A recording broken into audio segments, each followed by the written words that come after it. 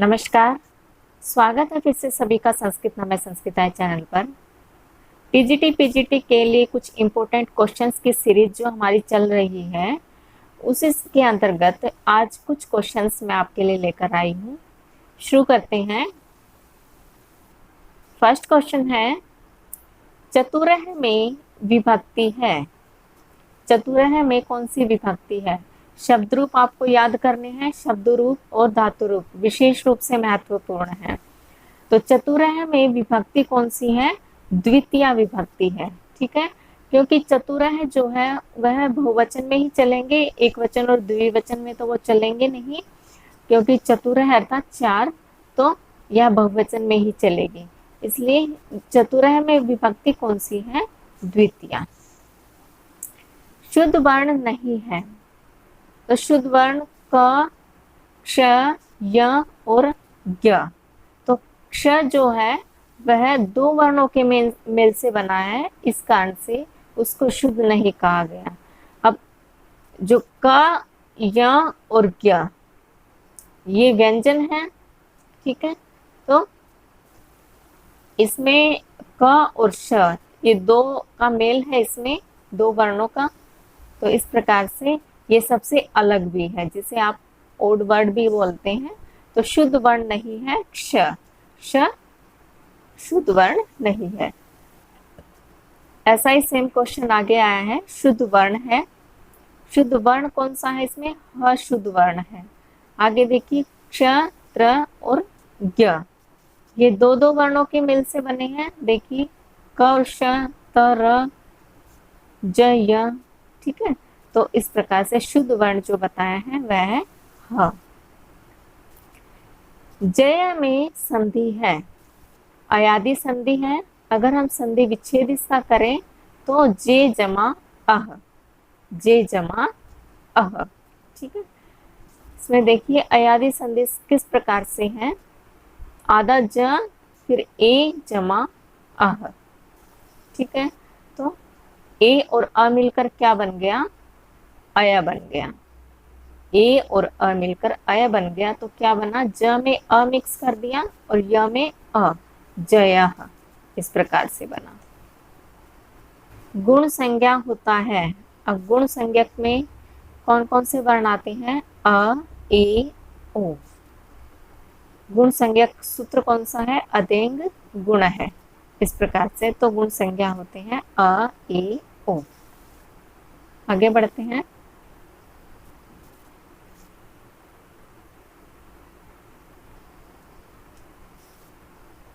स्पर्श संज्ञक वर्ण है।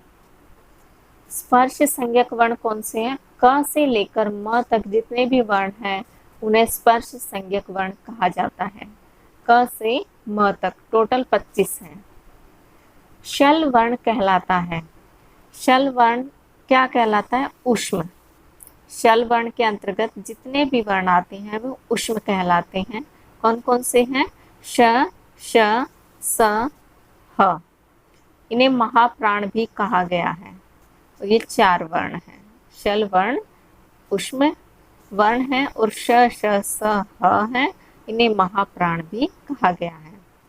स्पृष्ट प्रयत्न होता है स्पर्श वर्ण। स्पर्श वर्ण क से म तक है, टोटल 25 है। स्पष्ट प्रयत्न होता है स्पर्श वर्ण। स्वरों का प्रयत्न होता है विवृत। स्वरों का प्रयत्न विवृत होता है। संपूर्ण स्वरों का अभ्यंतर प्रयत्न विवृत होता है। री कितने प्रकार के सवर्णों का बोधक है? 30। री के भेद 18 हैं और सवर्णी भेद अगर पूछा जाए तो 30 है। किस प्रकार से? क्योंकि री में 18 भेद हैं और री के जो है 12 भेद हैं। टोटल दोनों मिलाकर सवर्णी भेद बन जाते हैं, तो 30 टोटल हो जाते हैं। री कितने प्रकार सवर्णों का बोधक है? तो इसमें भी 30 आएगा। क्यों? क्योंकि री में 12 और सवर्णी टोटल कितने हैं? 30। तो इस प्रकार से री कितने प्रकार सवर्णों का बोधक है? 30।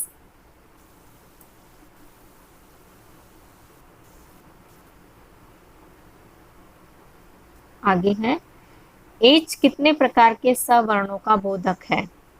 12। क्यों? क्योंकि एच प्रत्याहार में कौन कौन से वर्ण आते हैं? ए, ओ, आई, औ। और ये ए के भी 12 भेद हैं, ओ के 12 हैं, आई के 12 हैं और औ के भी 12 हैं।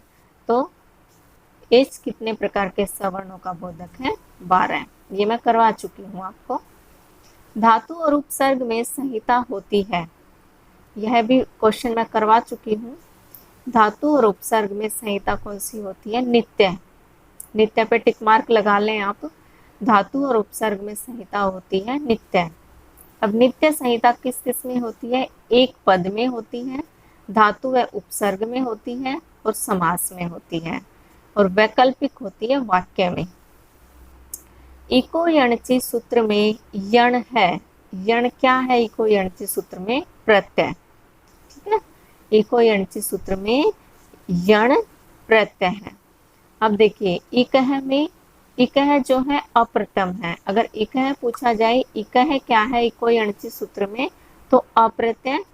यण जो है प्रत्यय है और अच, अच भी प्रत्याहार है। तो इक के स्थान पर यण आदेश होने के कारण यण प्रत्यय बन गया। तो इकह पूछा जाने पर क्या होगा? अप्रत्यय होगा। पद संज्ञा है, पद संज्ञा है भवती। भवती मीन्स होता है, यह भी मैं आपको करवा चुकी हूँ। सुप तिगंतम पदम, अर्थात सुप और तिगंत की पद संज्ञा होती है। सुबंत में टोटल कितने प्रत्यय हैं? 21 और तिंग में 18। भू धातु से तिप प्रत्यय लगा है, इसलिए क्या बना? भवती बना। तो पद संज्ञा भवती है इसमें। निम्नलिखित में प्रातिपदिक है ब्रह्मन। निम्नलिखित में प्रातिपदिक है ब्राह्मण, सॉरी ब्राह्मण। ठीक है। समास में संहिता होती है नित्य। ये क्वेश्चन रिपीट हुआ है अभी। समास में संहिता कौन सी है? नित्य। वाक्य में संहिता होती है वैकल्पिक, ये भी रिपीट हुआ है। व्याकरणानुसार सादृश्य कितने प्रकार की होती है? 4 प्रकार की होती है। कौन कौन से प्रकार हैं सादृश्य के? स्थान, अर्थ, गुण, प्रमाण। सादृश्य के 4 प्रकार हैं व्याकरण के अनुसार: स्थान, अर्थ, गुण और प्रमाण। स्त्री शब्द का प्रथमा एकवचन रूप होगा स्त्री। श्री शब्द किस विभक्ति और किस वचन का रूप है? प्रथमा विभक्ति एकवचन। अप के शब्द रूप चलते हैं। अप का मीनिंग होता है जल, तो अप के शब्द। अंतिम वर्ण के तुरंत पूर्व आने वाले वर्ण की संज्ञा है उपधा। इसका सूत्र जाने उपधा का, तो अलो अंत्यात पूर्व उपधा। अंतिम वर्ण के तुरंत पूर्व आने वाले वर्ण की संज्ञा है उपधा। पूरा सूत्र जाने, अलो अंत्यात पूर्व उपधा। पाणिनि सूत्रों पर कात्यायन रचित वार्तिक हैं गद्य और पद्य में। पाणिनि के सूत्रों के ऊपर जो कात्यायन ने वार्तिक लिखे हैं वह गद्य और पद्य में है। संबोधन प्राप्त होता है संज्ञा पद में। संबोधन प्राप्त होता है संज्ञा पद में। किस संख्या का रूप स्त्रीलिंग और नपुंसकलिंग दोनों में एक समान होता है? 2 में। ये रूप कैसे चलेंगे? एक की कैसे चलेंगे? एक है एकम एका, 2 के दौ द्वे द्वे, त्रय त्रीणि तीस्र, चत्वारः चत्वारि चतस्र। तो स्त्रीलिंग और नपुंसकलिंग दोनों में एक समान होते हैं 2 के शब्द रूप। सेयम में संधि है, गुण संधि है। इसको विच्छेद करें तो सा जमा इयम, आ और ई मिलकर ए बन गया। गुण संधि में आ और ई मिलकर ए बनता है, गुण संधि हम पढ़ चुके हैं। तो सा जमा इयम सेयम गुण संधि।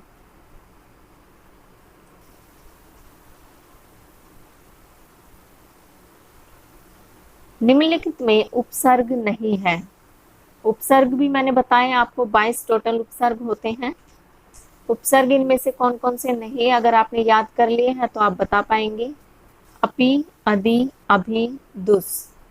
तो अधि उसमें उपसर्ग नहीं है, मैंने यहाँ लिखे भी हुए हैं, इनको नोट डाउन कर लें। धातु पाठ की पहली धातु है भू, ये भी मैंने बताया हुआ है, धातु पाठ की पहली धातु है भू। और अंतिम धातु कौन सी है? चुर। ना पद का अर्थ है, ना पद का अर्थ है मनुष्य, जिसके रूप कैसे चलते हैं? ना, नरौ, नाह। तो ना पद का अर्थ हुआ मनुष्य। तरक और तमक प्रत्यय की संज्ञा होती है, तरक और तमक प्रत्यय की संज्ञा होती है घ संज्ञा, तरक और तमक प्रत्यय की संज्ञा होती है घ संज्ञा। किससे? तरप तमपौ घ। अगर भ संज्ञा की बात हो तो यची भम से होगी, और गु संज्ञा की बात हो तो दा धा। तो तरप और तमक प्रत्यय की संज्ञा होती है तरप तमपौ घ। नवेती विभाषा सूत्र किस संज्ञा का बोधक होता है? विभाषा का। नवेती विभाषा सूत्र किस संज्ञा का बोधक होता है? विभाषा का। वैकल्पिक संभावना होने की संज्ञा कहलाती है विभाषा, वैकल्पिक संभावना होने की संज्ञा कहलाती है विभाषा। विभाषा का मीनिंग है वैकल्पिक।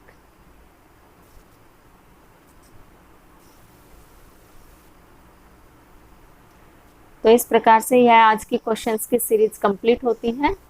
उम्मीद करती हूँ आपको समझ आ रही होगी। धन्यवाद।